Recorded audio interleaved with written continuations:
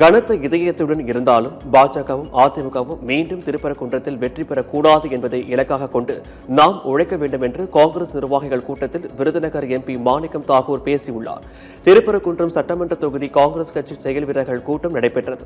இதில் விருதுநகர் நாடாளுமன்ற உறுப்பினர் மாணிக்கம் தாகூர் கலந்து கொண்டு நடைபெறவுள்ள சட்டமன்ற தேர்தலில் திருப்பரங்குன்றம் சட்டமன்ற தொகுதியில் போட்டியிடும் திமுக வேட்பாளர் கிருத்திகா தங்கபாண்டியனுக்கு ஆதரவாக செயல்பட வேண்டும் என்று அறிவுரை வழங்கினார்.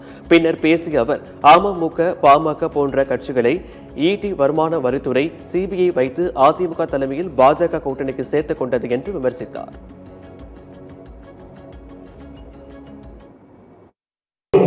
அதே போலவே மத நல்லிணக்கத்தையும் நம்புறோம். தாய் பிள்ளையா இருக்க நம்ம முஸ்லிம் சகோதரர்களையும் கிறிஸ்டின் சகோதரர்களையும் தாயா பிள்ளையாவும் நம்ம பார்த்துக்கிறோம். இவர்களோட வெறுப்பு அரசியலை மையமா வச்சு கோயிலுக்கும் தர்காவுக்கும் பஞ்சாயத்து பண்ண ரேஷன் தான் இந்த திருப்பரங்குன்ற பிரச்சனை. இதனால அரசியலாக்கி இதுல ஆதாயம் பெற நினைச்சாங்க. பழனிசாமி அவர்களுடைய நிலை என்பது வேற. இதுவே மத அரசியலுக்கு எப்படி அதிமுக அமித்ஷா அவருடைய கட்டுப்பாட்டில் வந்துருச்சுங்கிறது நம்ம ரொம்ப தெரியுது.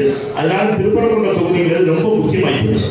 இந்த தடவை திருப்பரங்குன்ற தொகுதியில நாம் வெற்றி பெற வேண்டும் என்பதற்கு மிக மிக முக்கியமான காரணம் என்ன அப்படின்னா, பாஜகவுடைய கையில நம்முடைய அதிமுகவுடைய சட்டமன்ற உறுப்பினர்கள் சென்றுவிடக்கூடாது.